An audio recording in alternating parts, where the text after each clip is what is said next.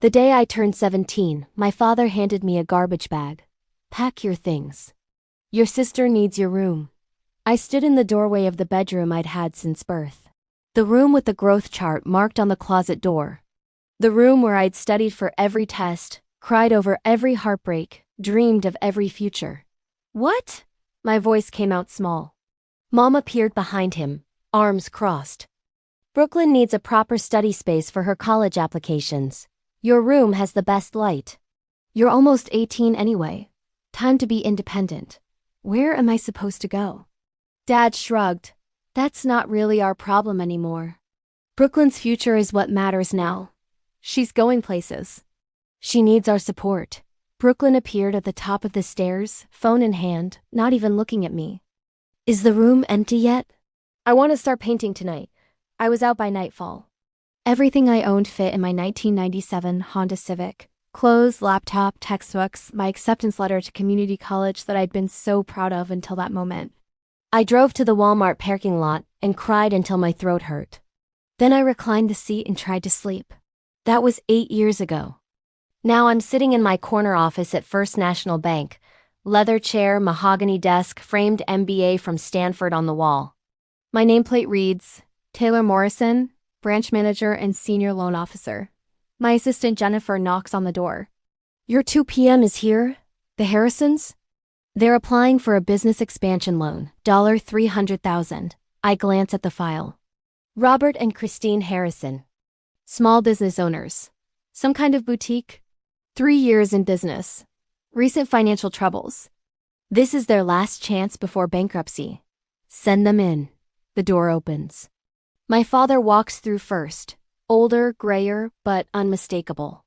My mother follows, wearing the same perfume she wore when she told me to leave. They both look nervous, clutching folders of financial documents. Neither of them recognizes me. I've changed.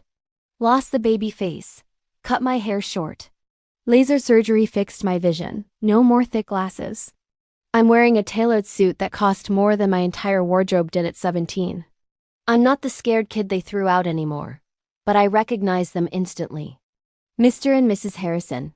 I keep my voice professional. Please sit down. They sit. Dad clears his throat. Thank you for seeing us, Miss Morrison. We really appreciate your time. We're in a bit of a bind. Tell me about your business. Mom launches into the pitch. They own a boutique called Brooklyn's, named after my sister, of course. It had done well initially, but the pandemic hit them hard. They'd taken out a high-interest loan to stay afloat. Now they needed to refinance and expand to survive. We've been to 4 other banks, Dad admits. Everyone's turned us down. You're our last shot. I open their file. Study the numbers. Their credit is terrible. They're 3 months behind on their current loan. Their business account shows constant overdrafts. Their personal accounts are worse. I see you've listed your home as collateral, I say. Yes. Mom's voice shakes. It's all we have. But we're confident we can turn this around. Brooklyn's is just starting to recover. We have a new marketing plan. Tell me about your family situation, I interrupt. Any dependents? They exchange glances. Our daughter Brooklyn, Dad says. She's 25. She lives with us still, actually. Working on her career. I check my notes. According to their application, Brooklyn has no income. She's listed as a brand consultant for their boutique, but draws no salary. And your other children? Just Brooklyn, Mom says quickly. Just Brooklyn. I sit back in my chair. I see. No other children? No. The lie sits between us like a physical thing. Are you sure? I press. No one else you might have forgotten about? Dad frowns. I think we'd remember our own children, Miss Morrison. Right. Of course. I make a note in their file. And your home, the one you're offering as collateral. How long have you owned it? 28 years, Dad says. Bought it right after we got married. Lovely. Same house the whole time? Never moved? Same house. Must have a lot of good memories there. Mom softens. Oh yes, Brooklyn grew up there. Her room has the most beautiful light, perfect for her art. Her room. The room that used to be mine. That's wonderful, I say. Now let's talk about your financials. I spend the next 20 minutes going through every line of their application. Every bad decision, every missed payment, every overdraft.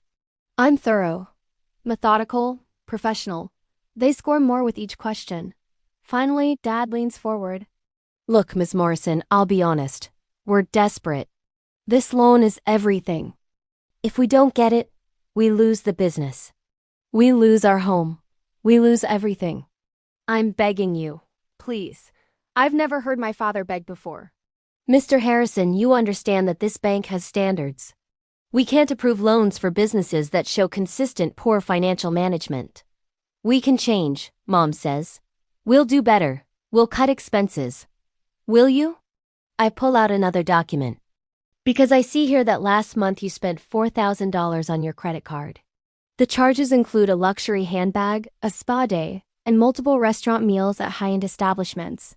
That was the same month you missed your loan payment. Mom's face goes red. And Mr. Harrison, you took a $2,000 cash advance 2 weeks ago. Can you tell me what that was for? Dad won't meet my eyes. Brooklyn needed. She had an opportunity, an art show. She needed supplies. An art show. She's very talented. I'm sure she is. I close the file. Here's my problem. You're asking me to loan you $300,000 of this bank's money. But your spending habits show that you prioritize luxury items and your daughter's hobbies over your existing financial obligations. Why would I believe you'd treat this loan any differently? It would be different, Dad insists. This is survival. It's always survival, Mr. Harrison. That's what everyone says. But behavior patterns don't lie. You've had opportunities to fix this. You chose not to. Mom starts crying. Please, we have nowhere else to go. No one else will help us. The words echo. Similar to what I'd said 8 years ago. Please, where am I supposed to go? No one will help me. They'd had an answer then. Not our problem. I should explain how I got here. How the scared 17-year-old sleeping in a Walmart parking lot became the person sitting across from her parents, holding their future in her hands. That first night in my car, I'd made a list.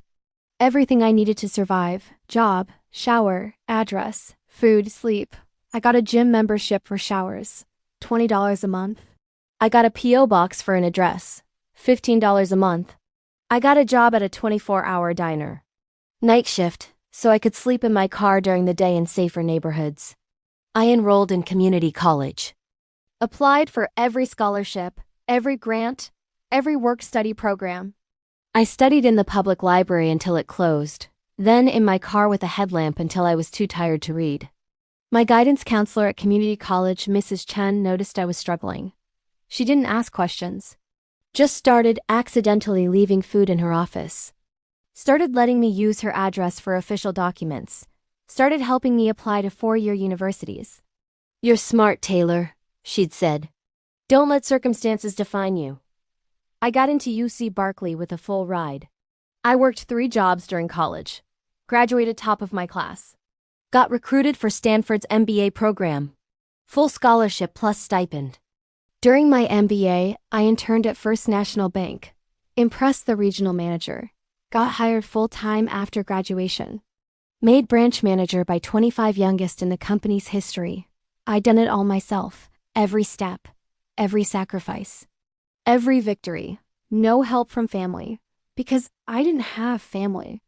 Now, sitting across from Robert and Christine Harrison, I see them clearly for the first time. They're small, ordinary, fallible. They're not the giants who cast me out. They're just 2 people who made terrible choices and never looked back. I need to be honest with you, I say. This loan application has significant problems. Dad nods miserably. We understand. Your debt-to-income ratio is completely upside down. Your business is bleeding money. Your personal spending is out of control. And frankly, your collateral isn't worth what you think it is. The housing market in your neighborhood has declined significantly. So you're denying us, Mom whispers. I'm saying that by every metric we use, you're high-risk borrowers who've demonstrated poor financial judgment. Dad stands up. Fine. Thank you for your time, Miss Morrison. Well, we'll figure something out. Sit down, Mr. Harrison. I'm not finished. He sits. There's something I need to tell you first. I lean forward. Do you remember a girl named Taylor? Taylor Harrison? They both freeze. Mom's face goes white. What? Taylor Harrison. Your daughter. The one you threw out when she was 17 because Brooklyn needed her room. Brooklyn needed... The silence is deafening. Dad stares at me. Really looks at me for the first time. I see the moment recognition hits. His eyes go wide. His mouth opens. Taylor? Hello, Dad. Mom makes a choking sound. Oh my God. Surprise. Dad's hands are shaking. You ... You're the manager? Here? Branch manager and senior loan officer. Yes, but you were just ... We thought ... You thought what? That I'd fail. That I'd end up nowhere.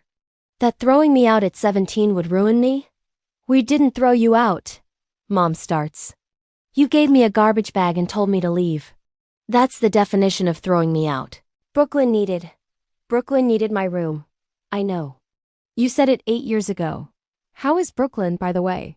Still living in my room? Still pursuing her art career on your dime? They don't answer. Let me guess. I continue. The boutique named after her isn't doing well because she's not actually good at business. She's not contributing financially. She's the reason you spent $2,000 on art supplies while missing your loan payment. She's the reason you're here, desperate and broke, begging for help. Dad's voice is barely a whisper. Taylor, we didn't know what happened to you. You never called. I didn't call because you told me I wasn't your problem anymore. We thought you'd come back. When you calmed down. We thought you'd realize we were doing what was best for the family. Best for Brooklyn, not best for me. Never best for me. Mom is crying now. Real tears, not the manipulative ones from before. We're sorry. God, Taylor, we're so sorry. We made a terrible mistake. We've regretted it every day. Have you? I open my desk drawer. Pull out a piece of paper. This is a report from a private investigator I hired 2 years ago. Want to know what I found out about your lives since I left? They stare at the paper. You never filed a missing person report, never called the police, never tried to find me. You told extended family I'd moved away for college. You deleted me from the family photos on Facebook. You pretended I never existed. We were ashamed, Dad says. We didn't know how to explain. So you erased me. Completely. And now you sit in my office and tell me you only have one daughter. To my face. You lied to my face about my own existence. Mom is sobbing. What do you want us to say? Nothing. There's nothing you can say. You made your choice 8 years ago. You chose Brooklyn. You chose her room, her education, her art career, her future. You chose wrong. Please, Dad begs. We need this loan. We'll lose everything. Like I lost everything at 17? You obviously did fine. I slept in my car for 6 months. I showered at a gym. I lived on ramen and library vending machine food. I worked 3 jobs while taking a full course load. I did fine because I had no choice. Because you threw me away like garbage. My voice has risen. I take a breath. Force myself calm. But you're right, I say quietly. I did fine. Better than fine. I have an MBA from Stanford. I make 6 figures. I own a condo downtown. I have a retirement account and savings and investments. I did it all myself. Without you. Taylor, please. Mom reaches across the desk. I pull back. Don't touch me. She withdraws her hand. Here's what's going to happen, I say. I'm going to review your loan application with the same standards I apply to everyone. No favoritism, no revenge. Just the numbers. The numbers say we're rejected, Dad says hollowly. The numbers say you're high risk. But I'm going to give you an option. They both lean forward, desperate. I'll approve a modified loan. $150,000, not $300,000. 20-year term instead of 10. Interest rate is going to be 2 points higher than standard because of your risk profile. And I'm adding special conditions. What conditions? Dad asks. First, Brooklyn gets a job. A real job, paying real money within 30 days. If she doesn't, the loan defaults. Second, you submit to financial counseling. Monthly sessions for the first year. Third, I get monthly reports on your business finances. Any luxury spending, any cash advances, any frivolous purchases, the loan defaults. Fourth, you sell your house. What? Mom gasps. You sell the house and downsize. You're underwater on the mortgage anyway. Sell it. Use the equity to pay down your debts. Move somewhere smaller, more affordable. Within your means. But that's our home. It was my home too. You gave away my room without a second thought. Now I'm suggesting you give away the whole house for your financial survival. Seems fair. Dad's face is gray. You're punishing us. No. I'm saving you. These conditions are harsh, but they're designed to force you into financial discipline. If you follow them, you might actually turn your business around, but it requires sacrifice. It requires giving up comfort. It requires making hard choices, like the choices you made, Mom whispers. Exactly like the choices I made. They sit in silence, processing. Finally, Dad asks, and if we refuse these conditions, then I deny your application. You lose your business within 3 months. You lose your house within 6. Bankruptcy within a year. Your credit is destroyed. Brooklyn loses her room anyway. That's not much of a choice. It's more of a choice than you gave me. They take the loan. They don't have any other option. Over the next 6 months, I watch their progress through monthly reports. They sell the house, takes them 4 months to find a buyer. They move into a 2-bedroom apartment across town. Brooklyn actually gets a job at a coffee shop. Makes $15 an hour plus tips. The boutique slowly stabilizes. They cut their personal spending by 70%. Stop using credit cards. Start making their payments on time. Mom sends me an email in month 7. Taylor, I know you probably don't want to hear from me, but I needed to tell you something. Moving out of that house was the hardest thing I've ever done. Until we started packing, I didn't realize how much space we were wasting, how much stuff we'd accumulated, how much we'd been living beyond our means. Brooklyn's new room is tiny. She hated it at first, but now she says it feels cozier, more real. We've started eating dinner together, actually talking, not just existing in the same house. I'm not saying any of this excuses what we did to you. It doesn't. But I wanted you to know that the conditions you set, they're changing us. For the better. We're becoming people who might actually deserve forgiveness someday. Even if that day never comes. Love, Mom, I don't respond. But I keep the email. Month 12, they complete financial counseling. Their counselor sends me a report. Clients have demonstrated remarkable improvement. Current spending habits are sustainable. Business is showing profit for the first time in 3 years. Recommend continued success. Brooklyn comes to my office. I'm surprised when Jennifer tells me she's here. I almost refuse the meeting. But curiosity wins. She looks different than I remember, thinner, tired, older than 26. I don't expect you to forgive me, she says before I can speak. I was a selfish brat. I knew what they were doing to you. I knew it was wrong. I didn't care because it benefited me. I took your room. I took their money. I took their attention. I took everything. And I gave nothing back. Why are you telling me this? Because working at that coffee shop was the first real thing I've ever done. The first time I earned something instead of having it given to me. And it made me realize how hard you must have worked. How much you must have sacrificed. How strong you must have been. Brooklyn, I'm not asking for forgiveness. I'm just saying I see you now. I see what you did. I see what I took from you. And I'm sorry. I'm genuinely, truly sorry. She leaves before I can respond. I sit in my office for a long time after she's gone. Month 18, Dad requests a meeting. Official bank business, he says. He comes alone. Sits in the same chair he sat in 2 years ago. But he's different now, straighter, more solid. We're paying off the loan early, he announces. I blink. What? The business did well this year. Really well, we've saved enough to pay off the remaining balance. I wanted to tell you in person. I pull up their account. He's right, The balance is ready to transfer. That's excellent, Mr. Harrison. Robert, you can call me Robert. Or Dad if you want. But probably not Dad. We sit in awkward silence. Taylor, I don't expect you to forgive us. I don't even expect you to see us again after this.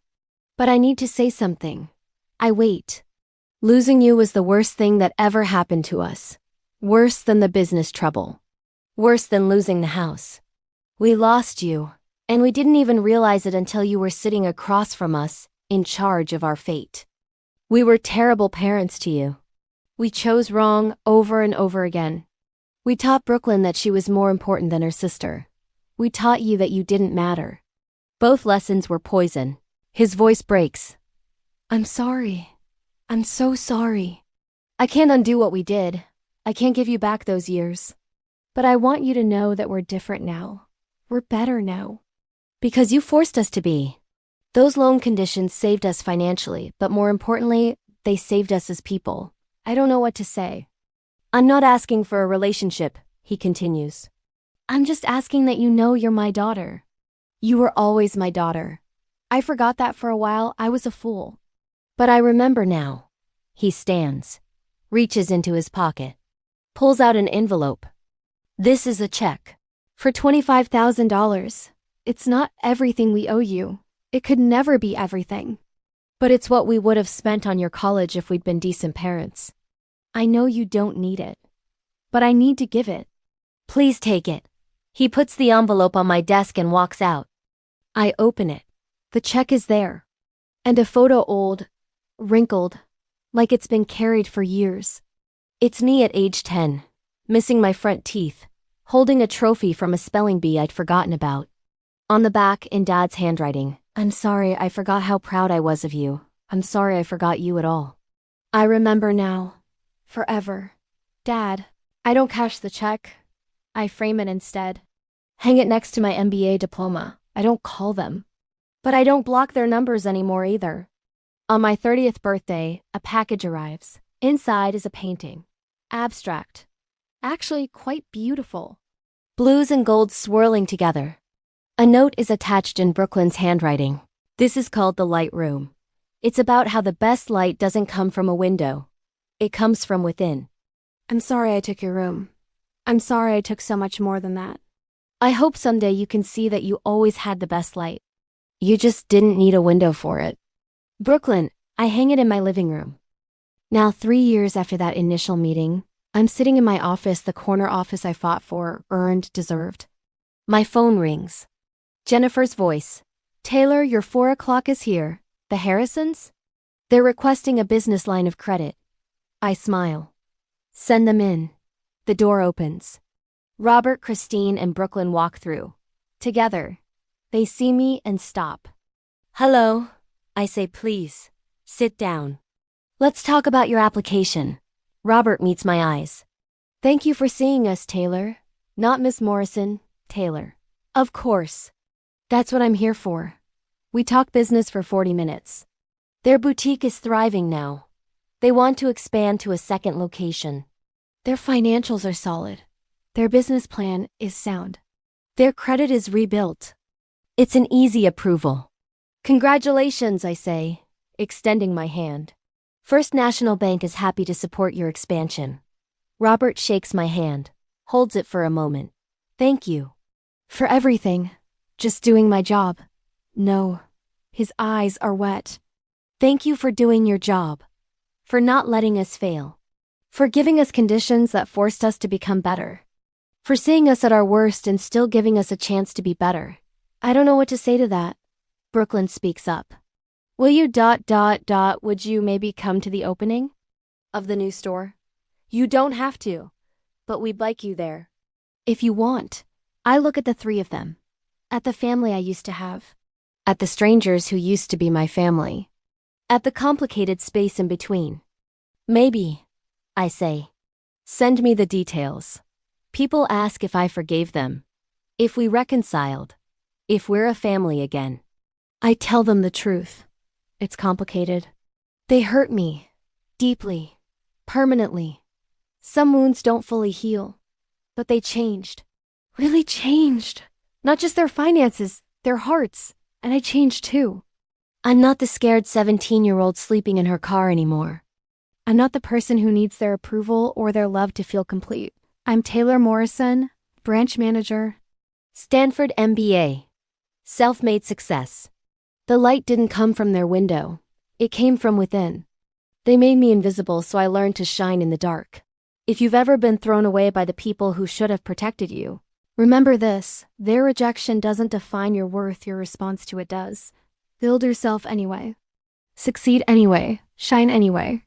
Share your story in the comments and hit subscribe for the next one.